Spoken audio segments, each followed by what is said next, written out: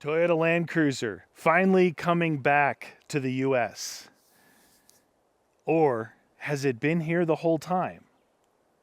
Hello everyone, welcome to the video. In today's video, I'd like to try and do something a little bit different from just the scores of videos I've seen out there, just sputtering out specification sheets showing Toyota's pictures and videos upon the release of the 2024 Land Cruiser. I'd like to try and speak from experience with these vehicles. I own 4 Land Cruisers and I own one Lexus GX470. So let's take a look at, let's break down some naming configurations first. Let's get this out of the way and try and take away some of the confusion that's out there. Now, everything I'm talking about is based off of US spec'd vehicles. Because if I bring in other countries such as Australia, it could get confusing. But just to clarify that, this vehicle right here in the United States is called a Lexus GX470. This vehicle in Australia is called a Land Cruiser Prado 120. Okay, so these vehicles exist around the world as a Land Cruiser Prado. They had the 90 series, they had the 120 series. The 150 series is the actual current series that's been running since 2009. That's the GX460. 470 because of a 4.7 liter V8, 460 because of a 4.6 liter V8. So the new Land Cruiser is a Land Cruiser Prado. It is based off of this series of Land Cruisers. So the Prado is traditionally a little bit smaller than, if I can say, the full-size Land Cruiser, or I would like to say the Land Cruiser itself. But because Toyota has opted to drop the Prado name, which has never been here in the US, they're just calling the 2024 Land Cruiser a Land Cruiser. So it's a little bit confusing. But does it really matter? And I think that's what I'd like to get to in today's video. First, let's take a look at the Lexus GX470. I want to show you what I've done to this and what I use this for and what I think is 100% achievable with the new Land Cruiser coming out. So this is a 2007 Lexus GX470, 4.7 liter V8 under the hood. I've got between a 2.5 and 3 inch suspension lift on here. 2.5 in back, 3-inch adjustable coils in the front to level out the rake on this. Running Falcon Wild Peak tires, TRD Pro wheels. I've got a front winch bumper with a worn winch back there. And I've got a roof rack to mount MaxTrax, shovel, and hopefully one day an awning. So Icon suspension in front here. Your choice of aftermarket upper control arm. I happen to have one branded Nitro gear here. This one is out of Australia. But this is a Icon coilover, good for 2.5 to 3.5 inches of suspension lift. I have never broken a CV. These are factory CV joints on here. Never broken a CV, all the tire spinning I do.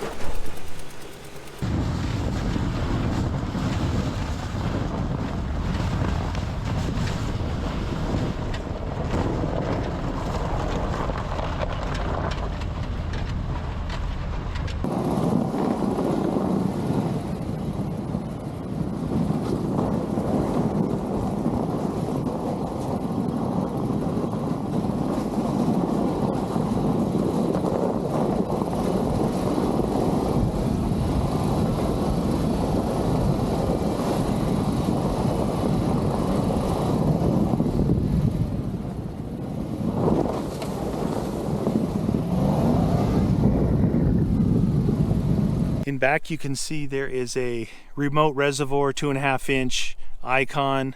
I've got bump stop extensions. I'm running Timbren bump stops, as well as Ironman's extended sway bar mounts. These tires that I'm running are 255/80 R17s. These run a true 33.1 inches. So a lot of times when you buy tires, they'll say 35s when they're actually 34.6, 34 and a half. You can get a true 33-inch tire in here if you don't go crazy on the width and the offset of the wheel. Got this aftermarket custom grill. Show off that it is a Lexus, because the factory one is very ugly. I actually have, this is a black vehicle, but I have it wrapped with 3M vinyl wrap in a Toyota concrete color. I like it. The black was too hard to keep clean. I also have replaced the upper and lower trailing arms with Metaltech arms. They had the Johnny joints. They have the Johnny joints in them, and they were twice the size and thickness of the other ones. Everything else is factory skid plates. Everything's factory on this. I just went for the most important parts, and I'm telling you that this thing is incredibly fun off-road. And I think that the new Land Cruiser, why I'm showing this, I think the new Land Cruiser, you're going to be able to easily do all of these mods that I've done on this. Wheels and tires, suspension, roof rack, winch bumper, possibly even a tire carrier bumper in the back. And with this setup, with a winch, place for some max tracks, and the new 2024 Toyota Land Cruiser having the factory rear locker and Toyota's incredible traction control system, it's all you need. You don't need to touch it. So don't go crazy with wheels and tires to where you'd have to re-gear it. You can get to a 33 without having to think about re-gearing the vehicle, and that is going to run incredible. One of the major things that I want to get across in this video is the capability of the Prado line of Land Cruisers. I've never owned a 4Runner. I did own a Tacoma. I had a 2021 Tacoma for a while. But for me, in the off-roading that I do, the wheelbase becomes an issue unless you lift these things way to the sky, which is not really feasible with this independent front suspension configuration.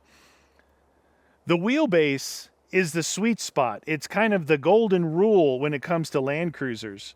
And the funny thing about this is this particular wheelbase is about 109 inches. I'll just round it off to the nearest, but 109 inches.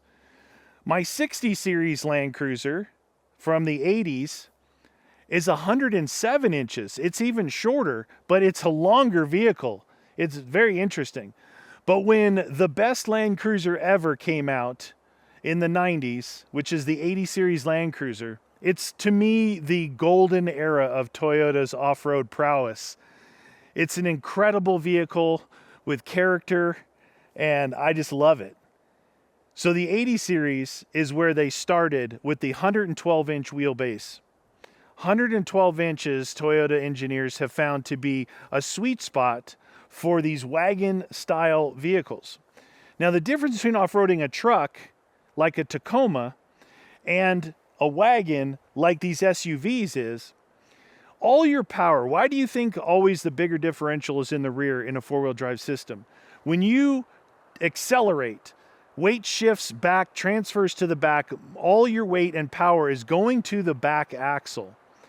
And in a truck, unless you have an overland setup with gas cans and shovels and rooftop tents and cell phone boosters and Starlink and whatever else people are throwing at their vehicles because they've seen it in a video, if you don't have anything in the bed of your truck, it's too light to get the traction you need.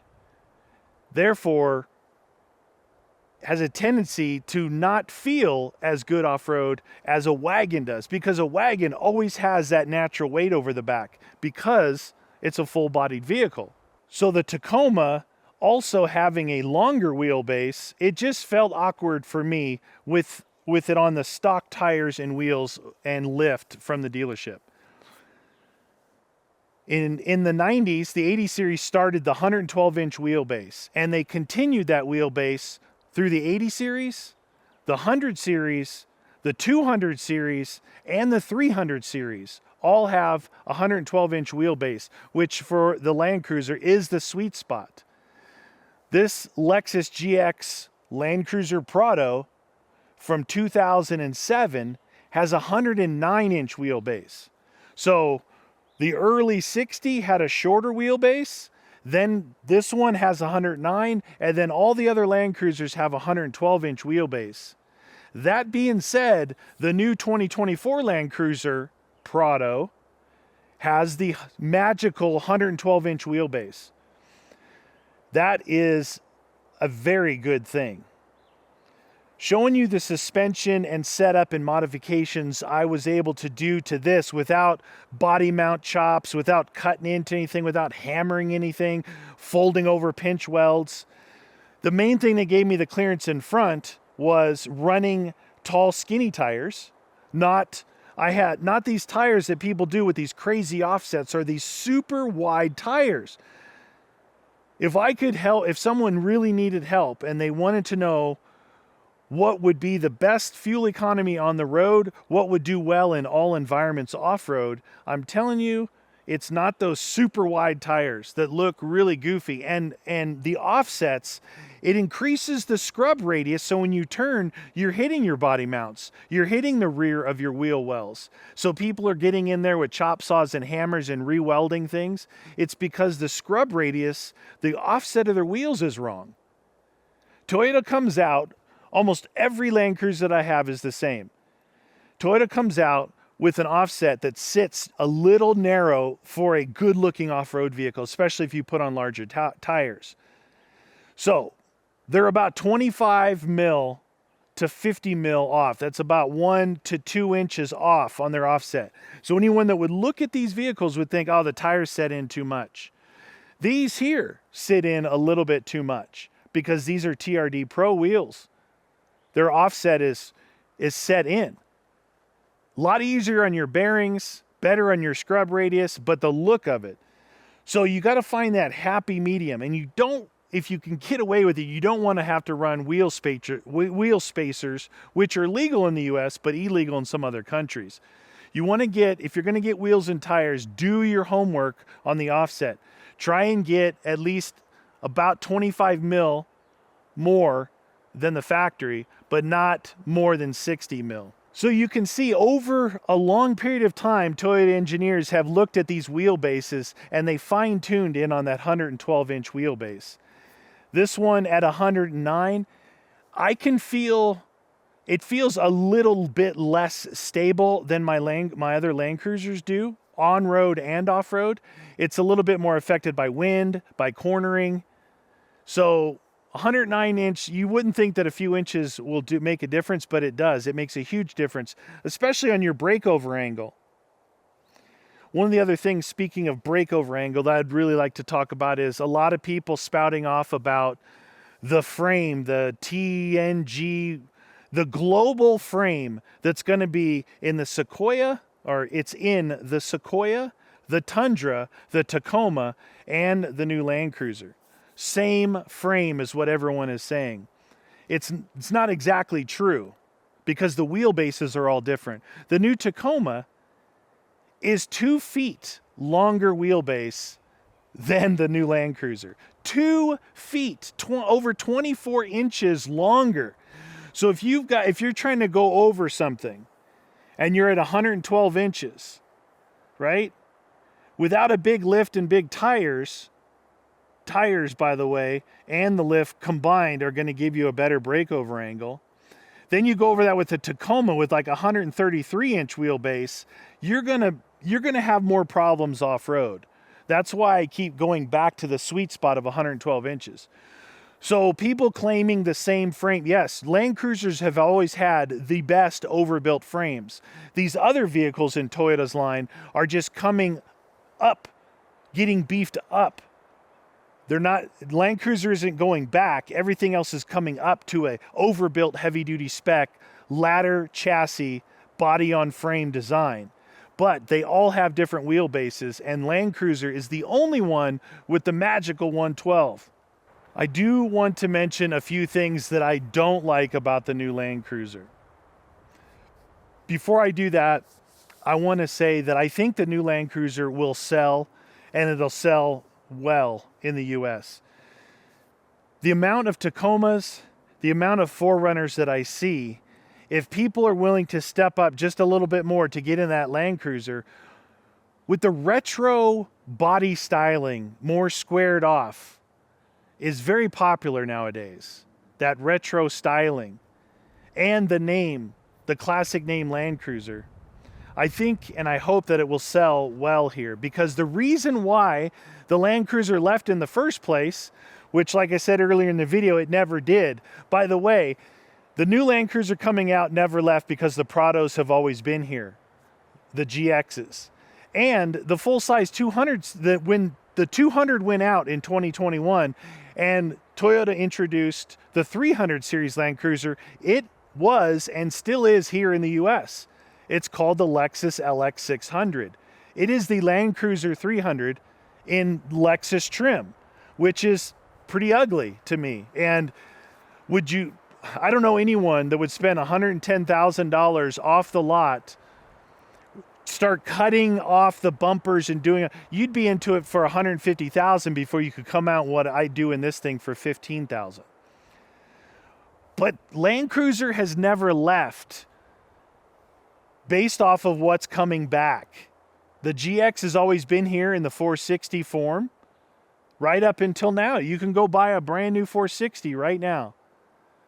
It's the same platform, but the redesign with its new frame, with the same wheelbase as all the other great Land Cruisers, and the retro body styling, I think it's going to sell well. The new fancy colors, all of that stuff. Now, let me talk about, there's only really two things that really burn my butt about this new Land Cruiser.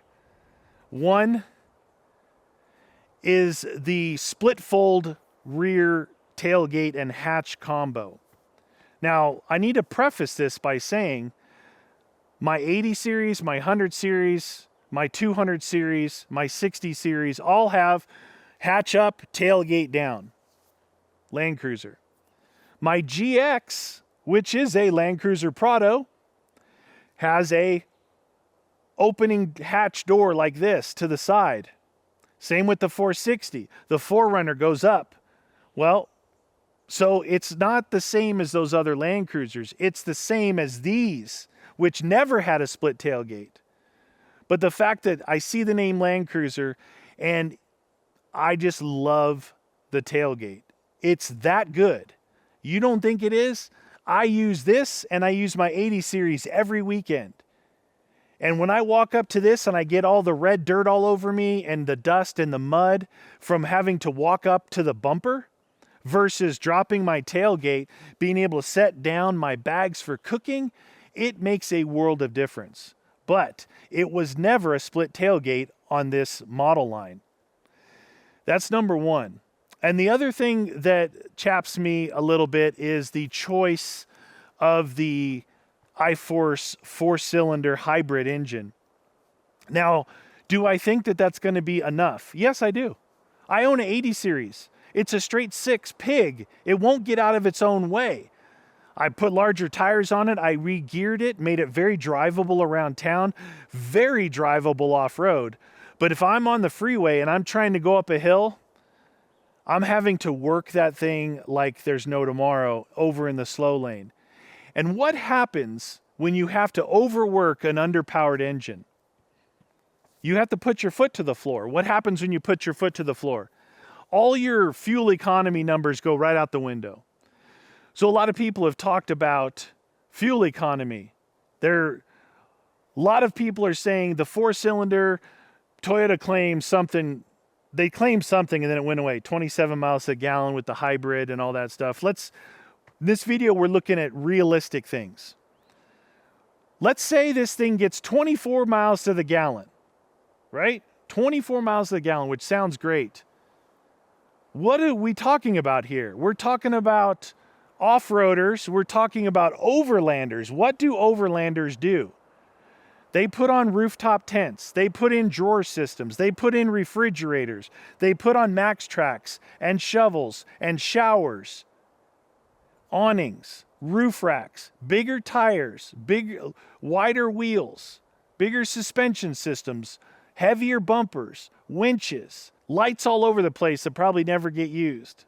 My point is this: everyone who buys this Land Cruiser for what I do and what a lot of others do, you're going to overload the heck out of it, and that's going to take that stated miles per gallon and drive it right down. Number one. Number two, if you look at raw numbers on a spec sheet, so I have 2 Land Cruisers with straight 6s, and I've got 3 Land Cruisers with V8s, okay? There's a way you can drive these things off-road and on-road. Like I said about that straight 6, while I'm around town, I barely touch the gas. It's got enough torque to get me going and rolling and do everything I do. But as I'm climbing that hill, that torque goes right out the window, and you need that horsepower to kick in, and the only way to get there is to put your foot to the floor. In a V8, the new engines have the same numbers, if not better numbers, than the V8s. But where is that torque curve? Where is the horsepower curve more important? Everybody talks about low-end torque in the teens and right about the 2,000 to 2,200 RPM range. That's great for off-road. But on-road, why do you think you see all these diesels having to rev out and soot out smoke? Because in sand, in mud, and in snow, you need wheel speed. And to get wheel speed, you need horsepower. You need to get that stuff spinning. Same thing about climbing these long grades. You need to get that horsepower. And where does it come in? Well, with a 4-cylinder, you're going to have to put your foot down to get up to that horsepower. And in a V8, you don't. It's there. It's the design of more cylinders and more displacement. 4 cylinders versus 8 cylinders. 2.7 liters versus 4.7 liters.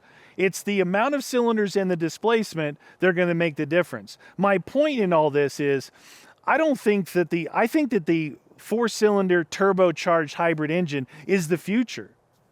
Chevy is doing this in their Colorado, and they're going to start putting it in their full-size trucks. A 4-cylinder in a Silverado or a Sierra. You think people are going to cry then? They've put in millions and millions of dollars in design and engineering on these new engines to replace the old Vortec 5-point whatever engines in Chevys. So Chevy's doing it, GM's doing it, Toyota's doing this. And I think this is the future. And I don't think it's a problem, but I think you need to understand that quit quoting miles per gallon. Because once you overload your vehicle with all that crap from Overland Expo, you're going to lose your mileage. And when you get those big tires and everything on, and most people don't spend the money to re-gear, your mileage is gone again. And when you've got a 4-cylinder and you're trying to get places, you're going to be flooring it and you're going to lose miles per gallon again. It's just something to keep in mind. I don't have a problem with the engine that it's a 4-cylinder turbo. I have a problem with people thinking that because it is, they're going to get this great gas mileage, and they're forgetting about what they're going to do to the vehicle themselves. Now, the Lexus GX470, I think, is incredible. That one, they decided to put the twin-turbo V6 in. When I look for an off-roader, an overlander, I'm not looking for fuel economy. I don't do overland trips where I drive 5,000 miles. I look to get after it. I want to spin donuts. I want to throw mud. I want to spray sand everywhere. I want that torque and horsepower. And that twin-turbo V6 that they have in the Tundra that they're going to be putting in the GX550 is no joke. It's no joke. It definitely gets after it, and it's definitely as powerful, if not more powerful, than the V8s that it's replacing, which is, I think, a really good thing. I wanted to try and pass on some different thoughts and ideas for everyone out there to think about. Don't just look at spec sheets or stat sheets. Don't just look at pictures of pretty new cars and jump on the bandwagon. Don't think that you see a miles per gallon number and it's going to be the end all save all, that it's going to save you thousands and thousands of dollars. If you're serious about having some fun, you can't go wrong with this new Land Cruiser. You can't. I'm telling you, I've fallen in love with these things and I've gone haywire buying all different versions because they all have character in their own way and I love them and I have a blast with them.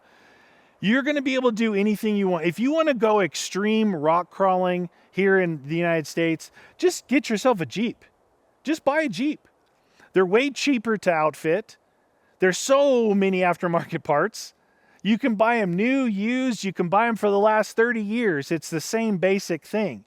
If you want to do extreme rock crawling where you're bashing your frame and your transfer case and hitting your diffs and getting winched over gigantic boulders, don't get an overland off-roading style vehicle like Chevy Colorado, a 4Runner. Sure, you could make these things do that. You could put 40-inch tires on it, put 1-ton axles. Why? Why would you? These things are incredible as this one sits right here. 2.5 to 3-inch suspension lift, 33-inch tires, 34-inch tires, sweet spot for these vehicles. You don't lose too much horsepower and torque off-road. 4 low is just, it's a blast. It's so much fun. So just keep things into perspective. You're not going to go wrong if you get this new Land Cruiser. I hope everybody enjoyed the video. Hopefully I get some different thoughts out there around in the industry with all of you about my feelings with my experience and what I think you can expect. And I don't think you go wrong. I guess the one weird question is, here in the US, there's a lot more 4Runner owners than there are Land Cruiser owners. What is Toyota going to do about that 4Runner? Yes, the Land Cruiser 200 is the biggest. Then the new Land Cruiser, it's like an inch or two shorter and like 4 inches narrower. But it's still bigger than the 4Runner, and they're redesigning the 4Runner. So what's going to happen there on size, on price? Because they're both very capable and they're very close in suspension and frame and everything that runs underneath there. That's an interesting question that we'll have to wait to see when Toyota announces what they're going to do with the 4Runner here in the US. All right, everyone, that's going to do it. Hope you enjoyed it. Thanks for watching.